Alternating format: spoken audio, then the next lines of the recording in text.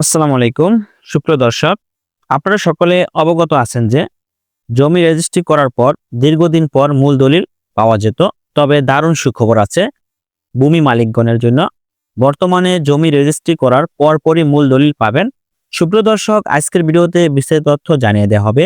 ভূমি মালিকদের জন্য যে দারুণ সুখবর সেটা হলো জমি রেজিস্ট্রি করার পরপরই মূল দলিলটা আপনারা হাতে পেয়ে যাবেন।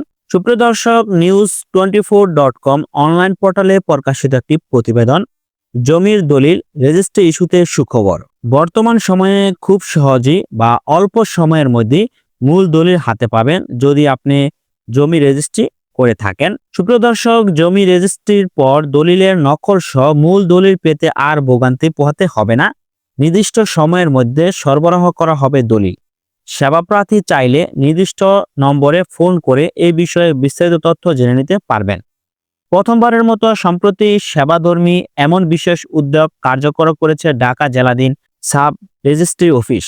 অপরদিকে জমি বা সম্পত্তির ক্রেতার মোবাইল ফোন নম্বরে কল করে অথবা মেসেজ পাঠিয়ে দলিল সরবরাহ করার তারিখ জানিয়ে দেওয়ার পদক্ষেপও নেওয়া হচ্ছে। দ্বিতীয় ধাপে এই কার্যক্রম আগামী বছরের 1 জানুয়ারি থেকে শুরু করা হবে। সোমবার গণমাধ্যমকে বিষয়টি নিশ্চিত করেছেন ঢাকা জেলা সাব রেজিস্ট্রার ওহিদুল ইসলাম। এক প্রশ্নের জবাবে ঢাকা জেলা সাব রেজিস্ট্রার বলেন, দলিলের নকল ও মূল দলিল যথাসময়ে দলিল গ্রহীতার হাতে পৌঁছে দিতে আমরা এখন জমি রেজিস্ট্রি হওয়ার পরে এ সংক্রান্ত রসিদে ফোন নম্বর সংবলিত একটি সিল মেরে দিচ্ছি, যেখানে নির্দিষ্ট একটি মোবাইল নম্বর লেখা থাকছে। দলিলটি কবে নাগাদ সরবরাহ করা হবে সম্পত্তির ক্রেতা চাইলে সময়ে সময়ে ফোন করে সেটি জেনে নিতে পারবেন। এছাড়া ভবিষ্যতে আমরা জমির ক্রেতা বা গ্রহীতার ফোন নম্বরও সংরক্ষণ করব। এর ফলে দলিল প্রস্তুত হওয়ার পর প্রথমে মেসেজ পাঠিয়ে দলিল সরবরাহ করার তারিখ জানিয়ে দেওয়া হবে। এরপর সরাসরি কল করে জানানো হবে। ঢাকা জেলা রেজিস্ট্রারের কার্যালয় ছাড়াও জেলার আওতাধীন 23টি সাব রেজিস্ট্রি অফিস থেকে কোন কর্মচারী এই কল রিসিভ করবেন তার নাম, পদবি ও ফোন নম্বর সহ একটি চিঠি ইস্যু করা হয়েছে। তিনি জানান, আগামী 1 জানুয়ারি থেকে এই ব্যবস্থা চালু করার উদ্যোগ নেওয়া হচ্ছে। দলিল রেজিস্ট্রির ফরম্যাটে যেখানে গ্রহীতা বা ক্রেতার ভোটার আইডি লেখা হয়, এর নিচের লাইনে মোবাইল নম্বরও যুক্ত করা হবে। তবে যারা ব্যক্তিগত প্রাইভেসির কারণে ফোন নম্বর দিতে চাইবেন না, তাদেরটা যুক্ত করা হবে না। সেখানে লেখা থাকবে ক্রেতা দিতে আগ্রহী নন। সূত্র জানায়, জমি রেজিস্ট্রেশনের 115 বছরের ইতিহাসে এমন সিদ্ধান্ত এর আগে কেউ নেয়নি। বিশেষ করে সবার হাতে মোবাইল ফোনের যুগে এমন উদ্যোগ অনেক আগে নেওয়া সম্ভব ছিল। সময় মতো এটি করা গেলে দলিলের নকল সহ মূল দলিল পেতে মানুষের নানামুখী ভোগান্তি অনেকখানি কমে আসত।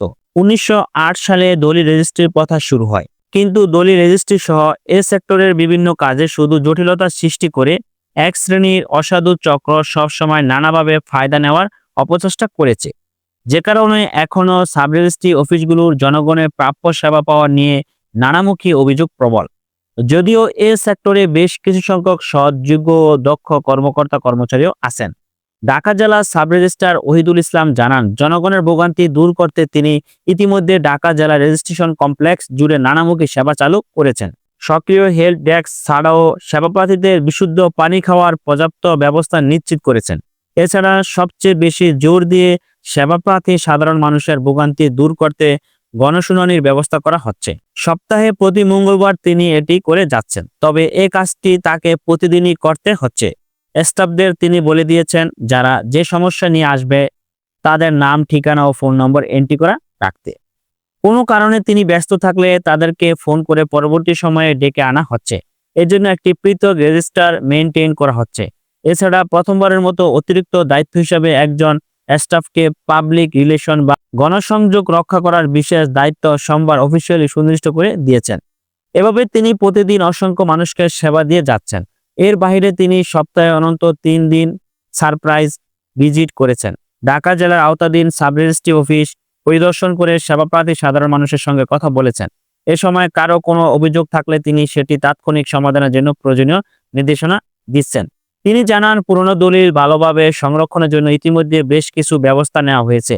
এখন সংশ্লিষ্ট ভবনটির উপরের দিকে আরও একতলা বর্ধিত করার প্রস্তাব অনুমোদন হয়েছে।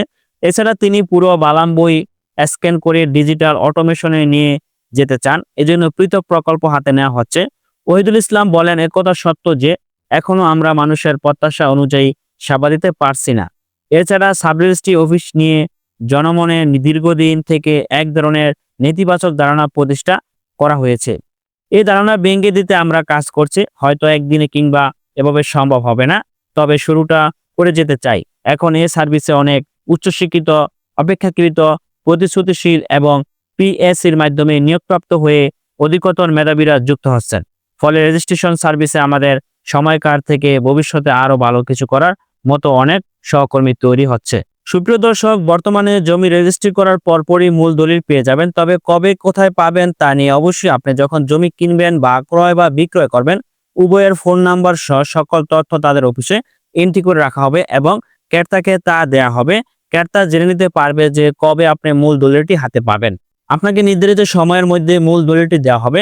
যখন আপনি ফোন করে জেনে নিতে পারবেন কবে আপনি মূল দলিলটি পাবেন, তখন ঠিক ওই সময় আপনি অফিস থেকে মূল দলিলটি নিয়ে আসতে পারবেন।